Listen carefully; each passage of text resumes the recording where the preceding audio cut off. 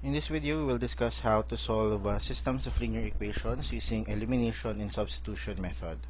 So this method is familiar to you already because this one you discussed already, no, yung topic na to from high school algebra. Okay, so this will just be a recall, although there will be additional concepts here. Previously, you might just be only focused on solving systems with unique solutions. So, yung may sagot talaga for the unknown variables. Pero, as we all know, meron tayong mga systems na inconsistent, walang solution, at meron din namang infinitely many solutions. So, yun yung titignan natin ngayon. Okay, so for number 1, you have this given system. Ang unknowns natin dito is x or are x, y, and z. So, we first do elimination. Okay, so combination ng elimination and substitution yung gagawin natin dito, no? So, we will choose from the given equation. So, this is equation 1, equation 2, equation 3. So, ang first step natin, mamimili tayo ng equation na gagamitin, pair ng equation na gagamitin. So, let's say, I choose equation 1 and equation 2. So, we will have x minus 2y plus 3z equals 9, and then negative x plus 3y equals negative 4. Kung mapansin nyo, yung pagsulat natin ng mga equations natin and mga variables natin, pare-parehas yung order, no? Kung x, y, z yung order kay nung variables natin or nung unknowns natin sa first equation, x, y, z din dapat sa second, x, y, z din dapat sa third. Tapos, kung papansin nyo rin, dun sa equation number 2, wala tayong z na variable, no? So, okay lang yun. Ang ginawa natin, nilagyan natin siya ng space, no? Okay, para madaling tingnan, no? Magkakatapat yung mga unknowns natin. Kasi nga, pag nag-elimination tayo, lalo na, importante, magkatapat yung variables, no? Na magkamuka dun sa dalawang equations para mas madali siyang i-add, no? Ang gagawin kasi natin, i-add natin yung dalawang equations natin. So, ang kailangan, kaya para makapag-eliminate ng isang variable, yung variable na gusto mong tanggalin, dapat magkamuka ng numerical coefficients, yung variable na yun, sa both equations, tapos yung isa positive, yung isa negative. So, halimbawa dito, obvious na pwede nating makancel si x, kasi doon sa equation number 1, meron kang x, sa equation number 2, meron kang negative x. So, ang gagawin natin dito, direction na pwede nating i-add yan. Okay? Dahil meron naman na tayong variable na magkamuka pero opposite yung sign, x, negative x. So, pag in-add natin yung dalawang equations, cancel out yan. Negative 2y plus 3y is y. And then, yung z, wala naman siyang kapartner dun sa babang equation. So, i-bring down lang natin siya, no? Plus 3z is equal to 9 plus negative 4 is 5. So, let's call this equation 4. So, equation 4 na to is in terms of y and z. Wala pa tayo actually nasa-solve, no? Okay, so, na-eliminate lang natin yung isang variable. Pero, ang nakuha natin is another equation. However, two unknowns na lang ang meron tayo, no? So, ang next step natin is to choose another two equations, so another pair. Okay, so, halimbawa, ang pipiliin natin is 2 and 3. Okay, so let's choose equation 2 and equation 3. So, equation 2, you have negative x plus 3y, and then equals negative 4. And then equation 3 is negative 2x minus 5y plus 5z is equal to 17. So, same process, no? Kung ano yung i-eliminate mo dun sa unang pair, yun din yung i-eliminate mo dun sa pangalawang pair. So, ibig sabihin yan, kung nag-eliminate tayo dito sa first pair natin ng x, no? Sa pangalawang pair natin, x din yung eliminate natin. However, dito, ang meron tayo ay negative x, so unang sa equation 2, no, negative x, and then dun sa pangalawang equation naman, negative 2x. So, hindi sila opposite ng sign. Okay, sorry, it should be positive 2x pala, not negative 2x. So, that one should be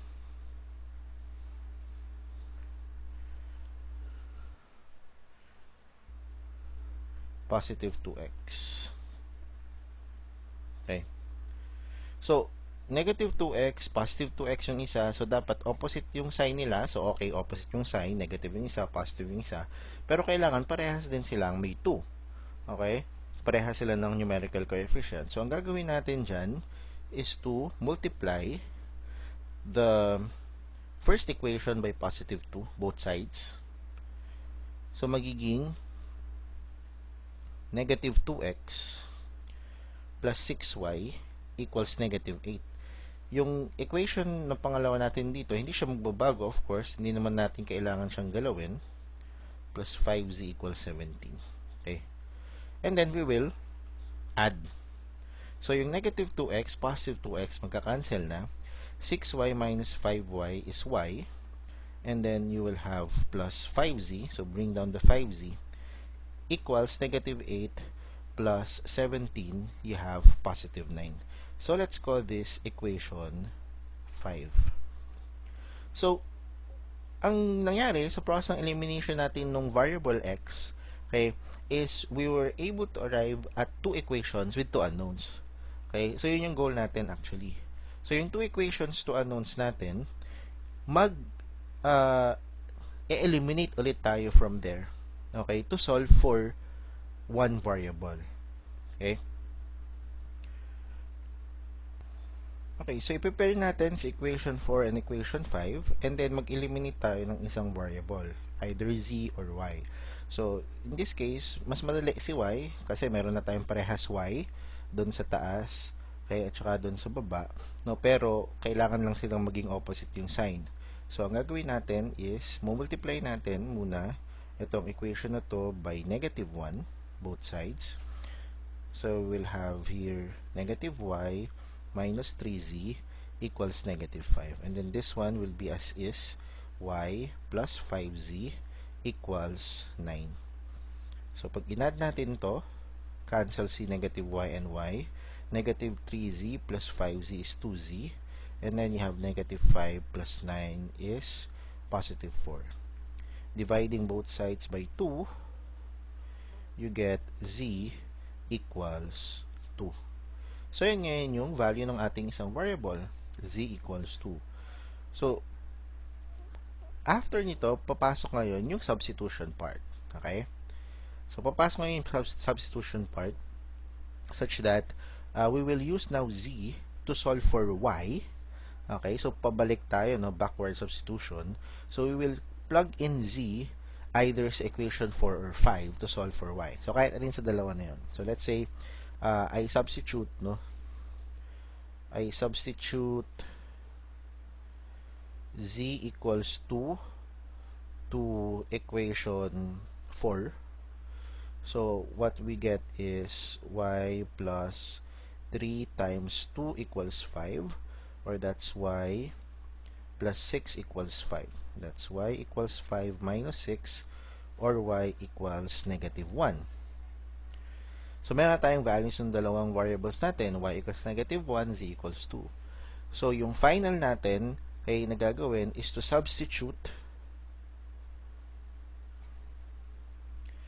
y equals negative 1, z equals 2 to equation either equation 1, 2, or 3. Yung original equation natin, kahit alin dito sa tatlong original given natin. Okay? So, I choose equation 1. So, x minus 2y plus 3z equals 9.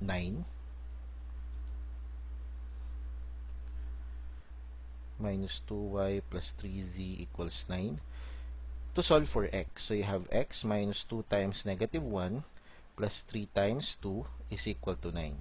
Or that's x plus 2 plus 6 equals 9.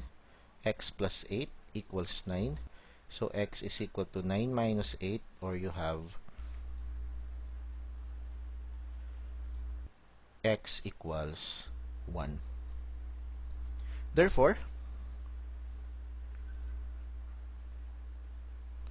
okay, the solution set to our given system, okay, can be written in this manner, no? X, y, z equals 1, negative 1, and 2.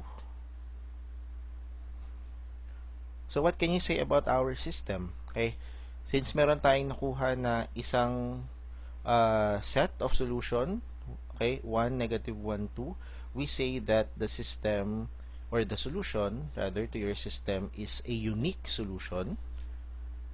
Okay, so this is a unique solution.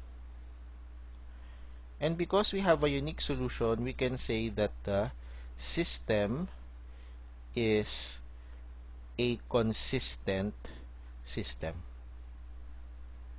Okay.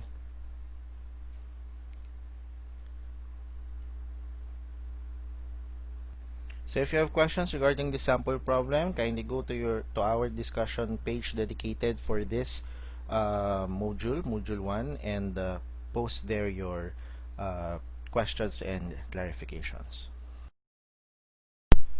In this video, we discuss another example of solving a system of linear equations. So 3 equations again. We have 3 unknowns, x1, x2, and x3.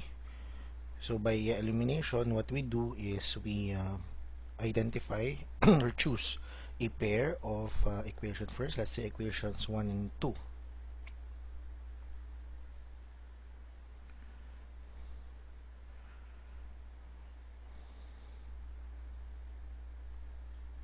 So you have x1 minus 3x2 plus x3 is equal to 1. And then we have 2x1 minus x2 minus 2x3 is equal to 2. So if we want to eliminate, for instance, your x1, then we have to multiply the first equation by negative 2. So this becomes negative 2x1 plus 6x2 minus 2x3 is equal to negative 2. This equation will be as is, 2x1 minus x2 minus 2x3 is equal to positive 2. So we add these two equations. The negative 2x1 and the 2x1 will cancel out. And then you'll have 6x2 minus x2 is 5x2. Negative 2x3 plus negative 2x3 is negative 4x3. And then negative 2 plus 2 is 0. So let's call this equation 4. Then we choose another pair. Let's say we choose equations 1 and 3. Equation 1 and equation 3. We have x1 minus 3x2 plus x3 equals 1. Then you have x1 minus or plus 2x2 minus 3x3 is equal to negative 1. So we eliminate the same variable doon sa unang pair natin. So we eliminate on the second pair also x1. So meron tayong x1 doon sa unang equation, meron tayong x1 din doon sa pangalawang equation. So kailangan opposite yung sign nila. So i-multiply natin yung isa by negative 1. So I multiply the first equation by negative 1, both sides. So it becomes negative x1 plus 3x2 minus x3 is equal to negative 1. Then this one remains as x1 plus 2x2 minus 3x3 is equal to negative 1. So we add. Negative x1 and x1 will cancel out. 3x2 plus 2x2 is 5x2. Negative x3 plus negative 3x3 is negative 4x3 is equal to 0. So we call this equation 5. Now this is negative 2.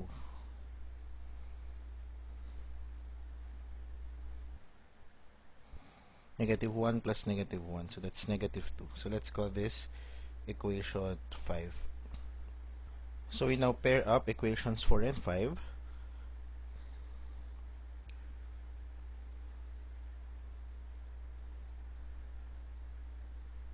Is equal to 2, negative 2. Alright, so let's say we want to eliminate the x2.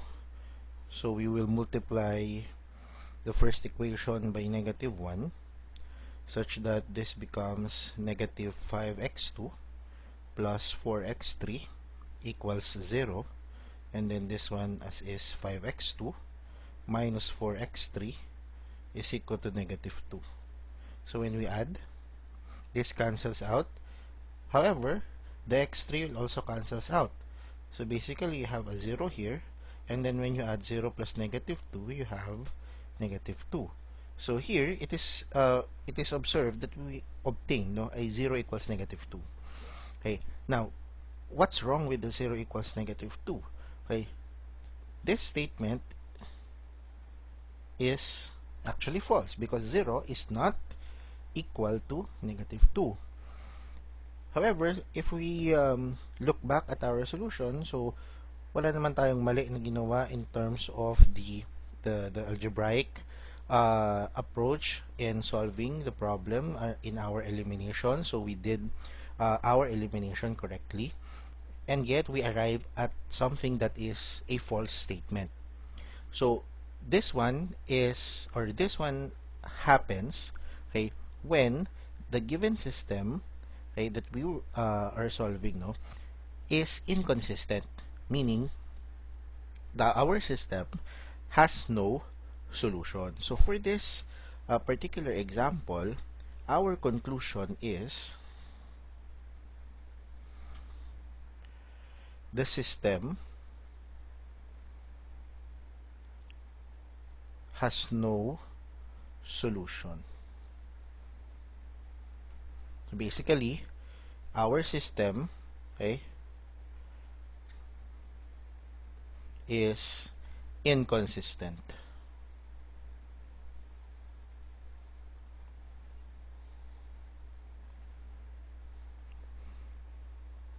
Right, so if you have any questions regarding this example, please do post a reply in our discussion page dedicated for Module 1.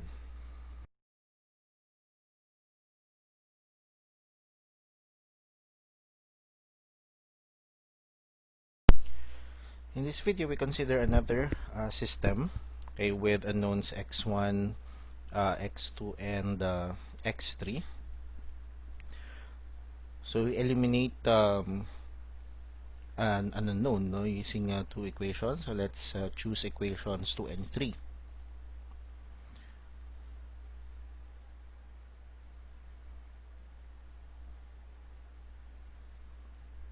So anong equations 2 and 3 natin, bakit sila yung pinili natin, because it's obvious that in equation 2 we have x1, and then in equation 3 we have negative x1.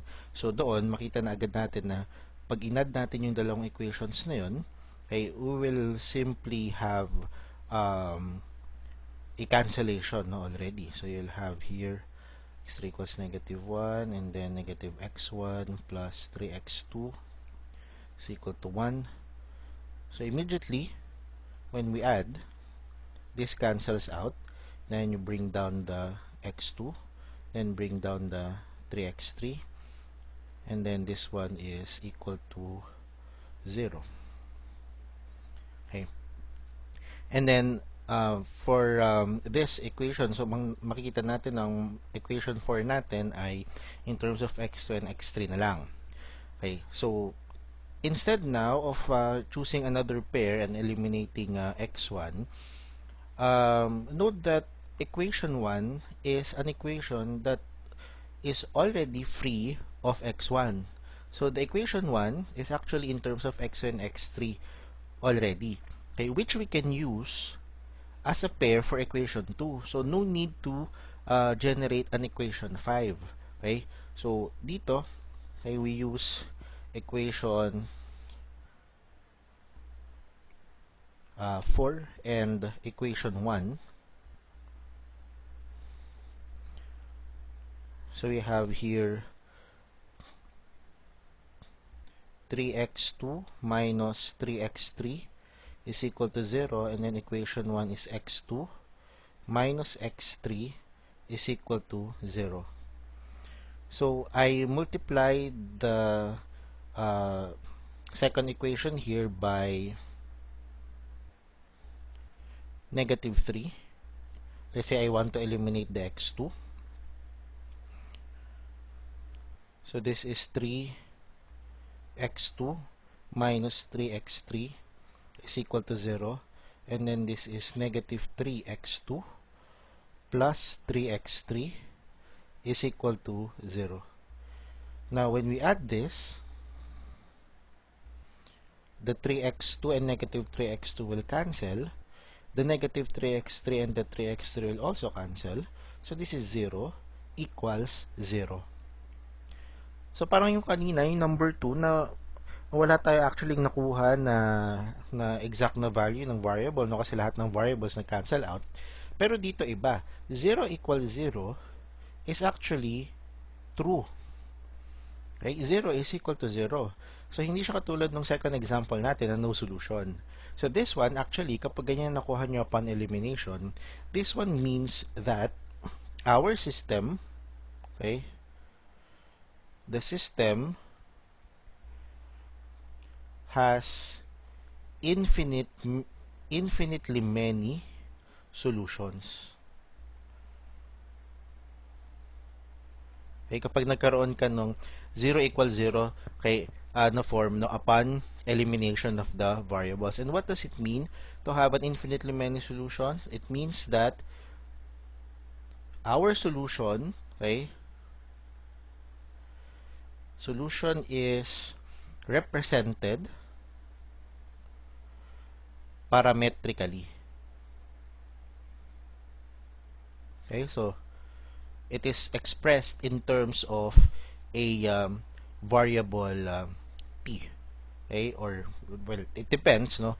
But it you can use any parameter, no, rather, okay, which stands for a real number. Okay, so hindi pa dito tapos yung solution natin kasi doon sa ating second example, pag nakita mo na may false statement ka nakuha, no solution agad yun, inconsistent yung system, tapos na yun. Pero ito, 0 equals 0, alam mo na infinitely many yung solutions, yung system mo consistent, so you have to find a way, okay, para ma-represent yung ating solution parametrically in terms of a parameter. So to represent our solution parametrically, depende dun sa number of unknowns natin, no? So in this case, kung ilan yung iset mo na parameter, kasi isipin mo, ilan ba yung kailangan mo iset na parameter? Okay, so tatlo yung variables natin, x1, x2, x3. Tatlo rin yung equations natin. So kapag pantay lang yung number of equations sa unknowns, tapos nakita mo upon elimination na infinitely many yung solutions, ang kailangan mo lang iset as a parameter is one variable. And then the other two variables, manggagaling na lang dun sa given equation yung magiging expression for them in terms of the parameter that you set. So, most of the time, ang sineset natin na parameter is yung pinakadulo dun sa order, no, nung na nag-a-appear yung variables mo dun sa equations mo. So, in this case, si x3 yung pinakadulo. So, we will let x3 be equal to t, where t is any real number. So, yung ating transformation dito, no, okay, from the first equation, pwede nating kuhanin okay, yung expression for x2. Okay, we will transform the first equation. Okay, so from equation 1, okay, so this is equation 1, equation 2, and then equation 3. So from equation 1, you have x2 minus x3 is equal to 0. So from here, okay, x2 is equal to x3. Pag transpose mo yan doon. But since x3 is equal to t, then your x2 is equal to t also. Okay? So that's the parametric representation of x2 in terms of the parameter t. Now, from equation 2, okay, kasi ang gusto mo naman ngayon magkaroon ng parametrization si x1, no? So, titingin ka dun sa dalawang natitira, okay? Pwedeng equation 2 or equation 3 yung gamitin mo, pero mas madali tingnan sa equation 2. Okay, you have x1 minus 3x3 equals negative 1. So, that's x1 equals negative 1 plus 3x3. But what is x3? Again, x3 is t. So, x1 is equal to negative 1 plus 3t. Or, equivalently, x1 is equal to 3t minus 1. Okay. Therefore,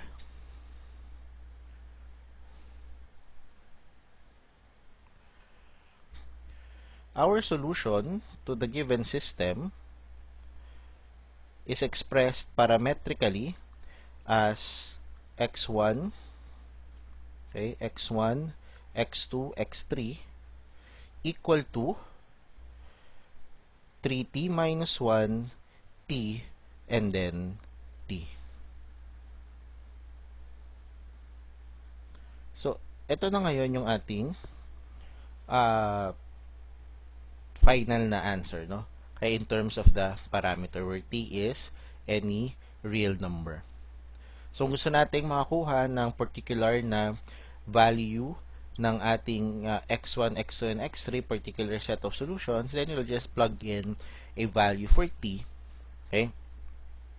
So, let's say if t is equal to 2, halimbawa, ano yung possible na solution set natin? We will have x1 being equal to 3 times 2 minus 1, so that will be 5, and then 2, and then 2. So, 5, 2, 2 is one example of a solution to your equation kapag ating pinlog into dun sa ating original na system. So, kahit alin dyan sa ating equations 1, 2, and 3, dapat isa-satisfy nitong given na exact na solution yan, no? So, or if you have halimbawa for t equals negative 4, okay, your sample solution will be equal to 3 times negative 4 is negative 12 minus 1 is negative 13, and then negative 4, negative 4. Okay? So, ganun din. Pag ipinlog in mo to doon sa kahit alin sa equations 1, 2, and 3, dapat masatisfy siya. So, ang ginagawa lang natin, sinasubstitute lang natin yung t natin dito sa ating parametric form or representation of the solution. So, if you have any questions regarding this example, please post a reply in our discussion page for Module 1.